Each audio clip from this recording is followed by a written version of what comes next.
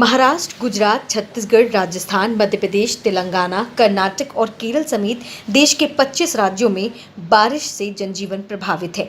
देश भर में अब तक तेज बारिश, बाढ़, भूस्खलन के कारण 200 से ज्यादा लोगों की मौत हो चुकी है। गुजरात में पिछले 24 घंटों में तेज बारिश से जुड़ी घटनाओं में 10 से ज्यादा लोगों की मौत की खबर सामने आई है, तो वहीं महाराष्ट्र में अब तक 80 से ज्यादा लोगों की जान भी जा चुकी है। तेलंगाना में बुधवार को रिकॉर्ड 68.2 मिलीमीटर बारिश दर्ज हुई। छत्तीसगढ़ में 35.8 मिलीमीटर और महाराष्ट्र में 43 मिलीमीटर बारिश हुई। देश में अब तक औसत से 11% अधिक बारिश दर्ज हो चुकी है। पूरे महाराष्ट्र में बुधवार को औसतन 43 मिलीमीटर बारिश हुई, तो वहीं गुजरात में 5 जिले वलसाड, नवसारी, डांग, जूनागढ़, गिरी और सोमनाथ हाई अलर्ट पर हैं। पूरे राज्य में अब तक 31,000 लोगों को सुरक्षित स्थान पर पहुंचाया जा चुका है। मध्य प्रदेश की बात करें तो मध्य प्रदेश के सभी जिलों में मानसून सक्रिय है। बाढ़ और बारिश से जुड़ी घटनाओं में अब तक 60 से ज्यादा लोगों की मौत हो चुकी है। इसके अलावा जम्मू कश्मीर, हिमाचल प्रदेश, उत्तराखंड समेत कई राज्यों में बारिश का अलर्ट जारी है।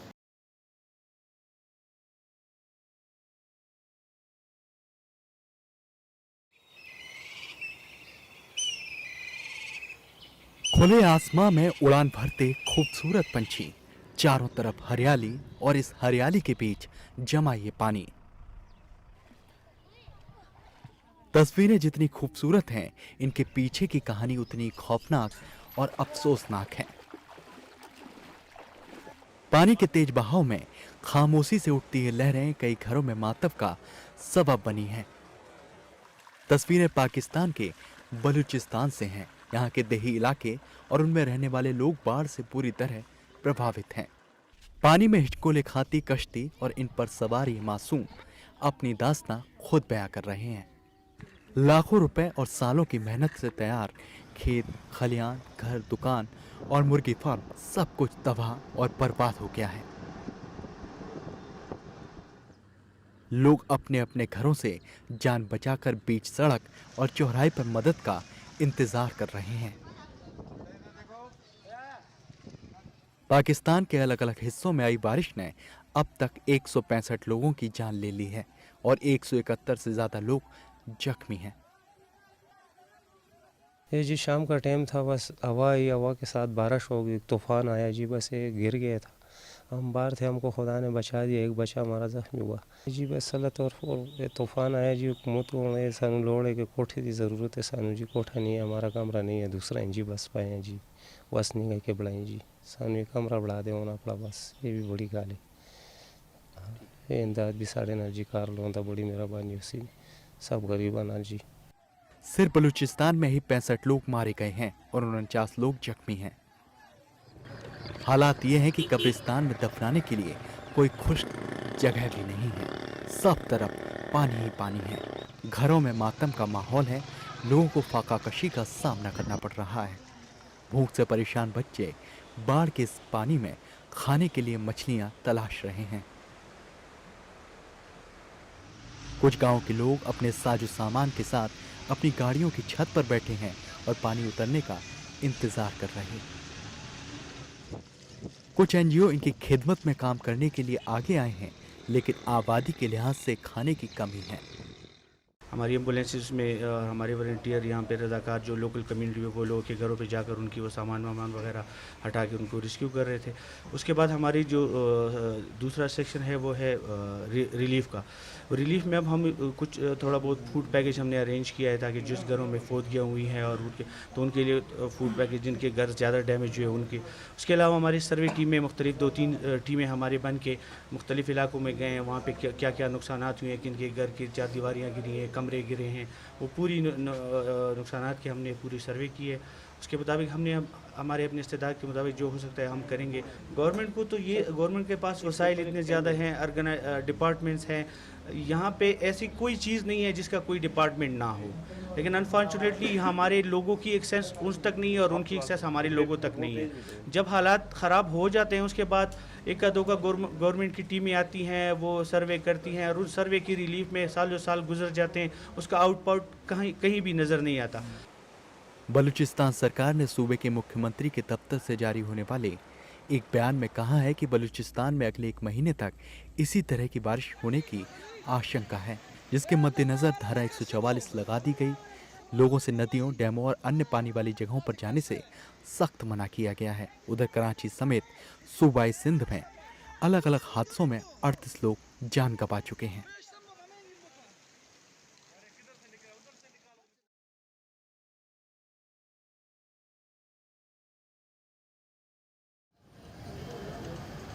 आरबीआई ने भारत के आर्थिक रूप से आत्मनिर्भर बनाने की दिशा में बड़ा फैसला लिया है।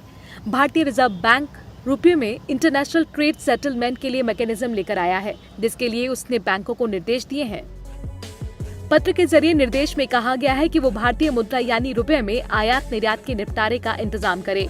आरबीआई ने कदम बढ़ती भारतीय रुपये में निवेशकों की वैश्विक दिलचस्पी का हवाला देते हुए दिया है। बड़ा बेनिफिट होगा अगर ये डिसीजन इम्प्लीमेंट हो जाता है तो, क्योंकि आप देखेंगे तो यूएस डॉलर की मोनोपोली चलती है वर्ल्ड मार्केट में।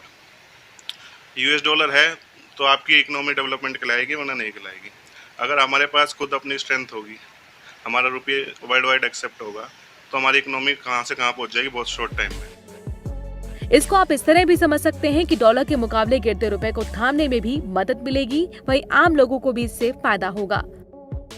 बेनिफिट ये है, हम जैसे क्रूड ऑयल पे डिपेंड करते हैं, उसका प्राइस हमारे हाथ में नहीं रहता। अगर हमारी रुपीस हर जगह एक्सेप्टेबल होगा तो रुपीस क्रूड ऑयल का दाम काफ़ी हद तक हमारे ऊपर डिपेंड करेगा। कम होंगे इससे दाम ग्लोबल कमोडिटी के, गोल्ड के, सिल्वर के, क्रूड के, जो भी वर्ल्ड वाइड एक्सेप्टेबल कमोडिटी है। वैश्विक कारोबार का 80% से ज्यादा ट्रांजैक्शन दुनिया की सबसे मजबूत करेंसी डॉलर में होता है। जब रुपए में अंतर्राष्ट्रीय ट्रेड होने लगेगा तो इससे डॉलर पर हमारी निर्भरता घटेगी, साथ ही अमेरिका का दबाव भी कई मायने में कम होगा। जैसा हाल ही में रूस यूक्रेन विवाद में हुआ था, अमेरिका का रूस पर अंतर्राष्ट्रीय स्तर पर डॉलर पर ट्रांजैक्शन कराने पर बैन लगाया गया था, तो रूस ने अपनी करेंसी रुबेला में बिजनेस करना तेज किया। हालांकि ये सब कुछ इतना आसान नहीं होने वाला है।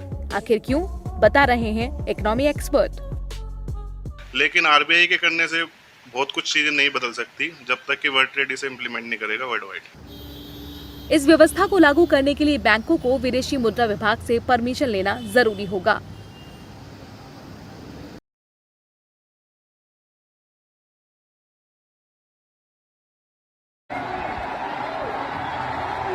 श्रीलंका के राष्ट्रपति गोटबाया राजपक्षे ने जनता के भारी विरोध के बाद भी अभी तक पद से इस्तीफा नहीं दिया है। इस बीच श्रीलंका के कार्यवाहक राष्ट्रपति रानिल विक्रमसिंघे के आदेश पर देश की सेना ने मोर्चा संभाल लिया है और संसद के बाहर टैंक तैनात कर दिए हैं। वहीं श्रीलंका में प्रदर्शनकारी भी थोड़े नरम पड़ते नजर आ रहे हैं। प्रदर्शनकारियों की तरफ से कहा गया है कि वे आधिकारिक इमारतों को जल्द छोड़ देंगे। फिलहाल राष्ट्रपति गोटबाया ने अब तक इस्तीफे का ऐलान नहीं किया है। हालांकि गोटबाया ने बयान जारी करते हुए कहा है कि वे काफी दबाव में हैं।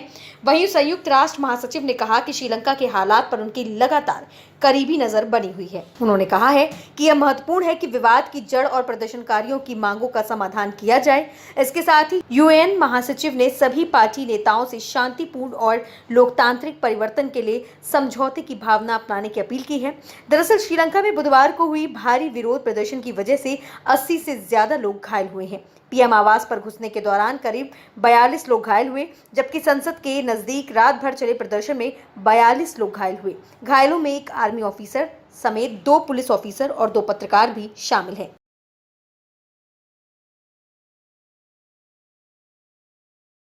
अब संसद में कई शब्द नहीं बोले जा सकेंगे। लोकसभा सचिवालय की एक नई बुकलेट के मुताबिक जुमलाजीवी, बाल बुद्धि, कोविड स्प्रेडर और स्नूप गेट जैसे शब्दों का प्रयोग लोकसभा और राज्यसभा दोनों में असंसदीय माना जाएगा।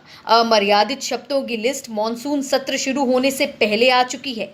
लिस्ट में अंग्रेजी हिंदी के कई और शब्द हैं, जैसे शकुनी, जयचंद कहना, तानाशाह, तानाशाही, विनाश पुरुष, खालिस्तानी, खून से खेती, एनार्किस्ट और डिक्टेटोरियल शामिल है। यहाँ तक कि दोहरा चरित्र, निकम्मा, नौटंकी, ढिंडोरा पीटना और बहरी सरकार जैसे शब्दों को भी असंसदीय माना जाएगा। वहीं तृणमूल कांग्रेस यानी टीएमसी सांसद डेरेक ओ ब्रायन ने इसका विरोध किया है। उन्होंने ट्वीट करके कहा है, अब हम संसद में भाषण देते समय इन बुनियादी शब्दों का उपयोग करने की अनुमति नहीं दी जाएगी, जैसे शर्म आनी चाहिए, दुर्व्यवहार किया, धोखा दिया, भ्रष्ट, पाखंड, अक्षम। मैं इन शब्दों का इस्तेमाल करूंगा, मुझे निलंबित कर दीजिए। लोकतंत्र के लिए लड़ाई लड़ूंगा। कांग्रेस नेता जयराम रमेश ने ट्वीट करके कहा है कि मोदी सरकार की असलियत बताने के लिए विपक्ष की तरफ से इस्तेमाल किए जाने वाले सभी शब्दों को अब असंसदीय माना जाएगा। अब आगे क्या विश्वगुरु। दरअसल संसद की कार्रवाई के दौरान संसद में कई ऐसे शब्दों का इस्तेमाल किया जाता रहा है जिन्हें सभापति या अध्यक्ष के आदेश से बाद में रिकॉर्ड या कार्यवाही से निकाल दिया जाता है। उन्हीं शब्दों के लिए ये बुकलेट जारी की गई है।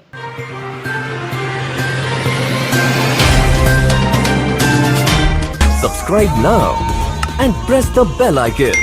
Never miss an update.